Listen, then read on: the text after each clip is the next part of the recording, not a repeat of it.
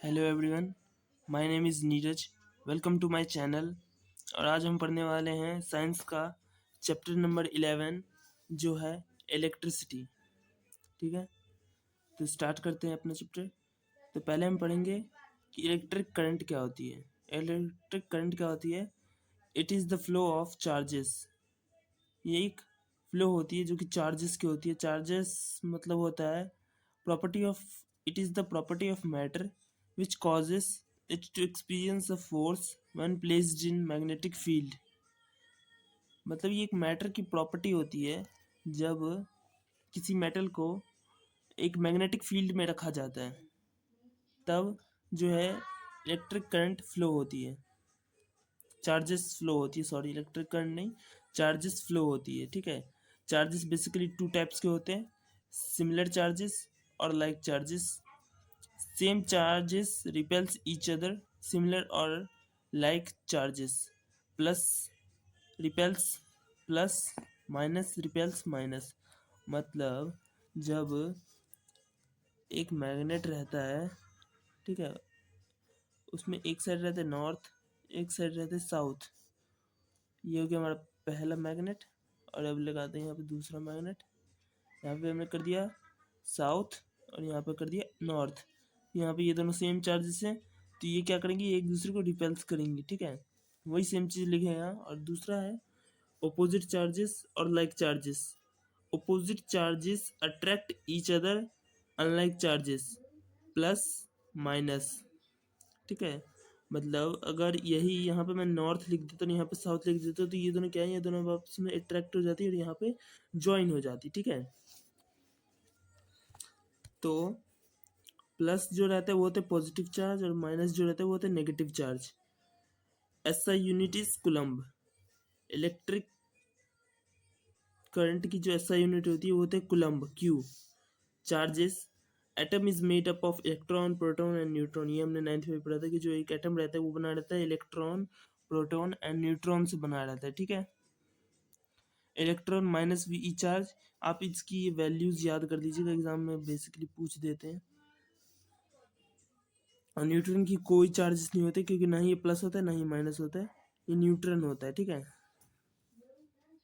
अब introduction of formula. Q equals to N E. Q होता है electric charge, N number of electrons, E charge on electrons, मतलब electrons पे कितना charge है। मतलब जैसे लिख लेते हैं, हाँ एक बार मैं आपको बताते हैं, E-2, E-3, यही होते चार्जेस ऑन इलेक्ट्रॉन्स। ठीक है, अब बात करते हैं कि कंडक्टर क्या होते हैं। Those substances through which electricity can flow are called conductors. Example: silver, copper, aluminium. ठीक है, मतलब जिस सब्सटेंस से इलेक्ट्रिसिटी और हीट फ्लो करती है उसे हम कहते हैं कंडक्टर ऑफ इलेक्ट्रिसिटी और हीट। ठीक है, पता नहीं दोस्तों आज क्या हो रहा है, लेकिन मेरे बगल वाले घर में गाने चलाए जा रहे हैं, उस वजह से शायद से आपको बैकग्राउंड में थोड़ा सा साउंड गानों का आ सकता है।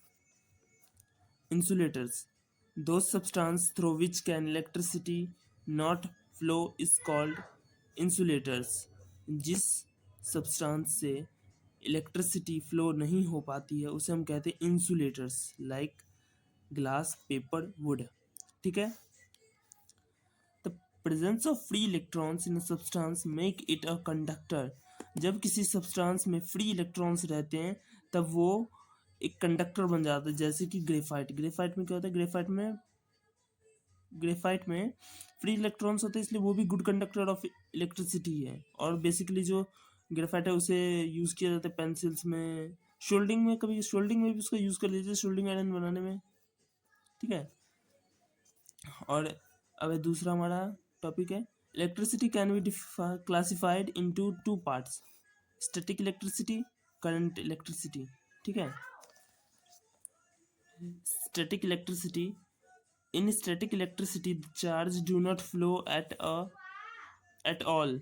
ठीक है, जो इलेक्ट्रिसिटी है वो हर चीज में फ्लो नहीं हो पाती है। स्टैटिक इलेक्ट्रिसिटी मतलब वो बस कुछ ही सब्सटेंस में इलेक्ट्रिसिटी फ्लो हो पाएगी, वो हर सब्सटेंस में इलेक्ट्रिसिटी फ्लो नहीं हो पाएगी। ठीक है, current electricity. In current electricity, the charge do flow in a metal wire in a systematic way.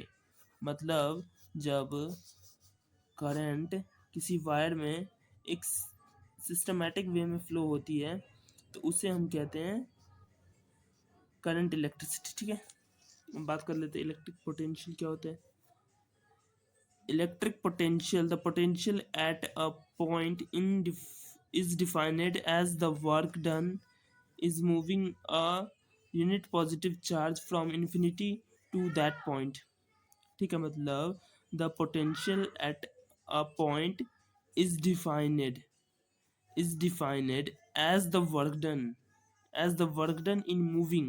मतलब जो एक वर्क डन है वो मूव कर रहा है इन अ पॉजिटिव चार्ज, मतलब एक पॉजिटिव चार्ज में एक वर्क डन जो है, एक यूनिट वर्क डन उसमें हो रहा है। ठीक है, from infinity to that point, from infinity to that point. ठीक है, यहाँ से यहाँ तक भी हो सकता है इन्फिनिटी टू दैट पॉइंट, यहाँ से यहाँ तक भी हो सकता है इन्फिनिटी टू दैट पॉइंट। ठीक है, आजकल तो potential difference, the potential difference between 2 points in an electric circuit is defined as the amount of work done in moving a unit charge from one point to the other point।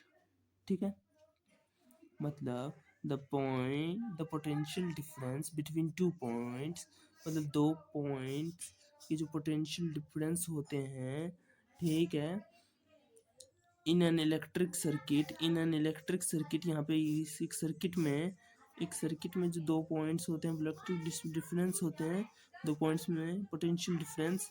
ठीक है,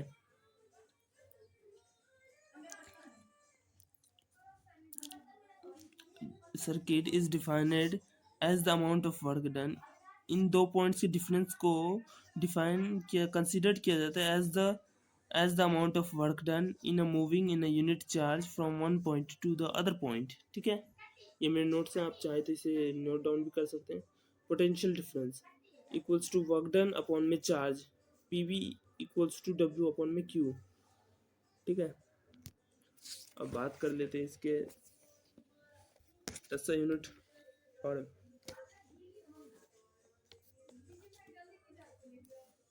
SI unit of potential difference is volt and it is denoted by capital V। जो SI unit होती है वो potential difference की वो होती है वोल्ट, और ये रिप्रेजेंट किया जाता है V से। ठीक है,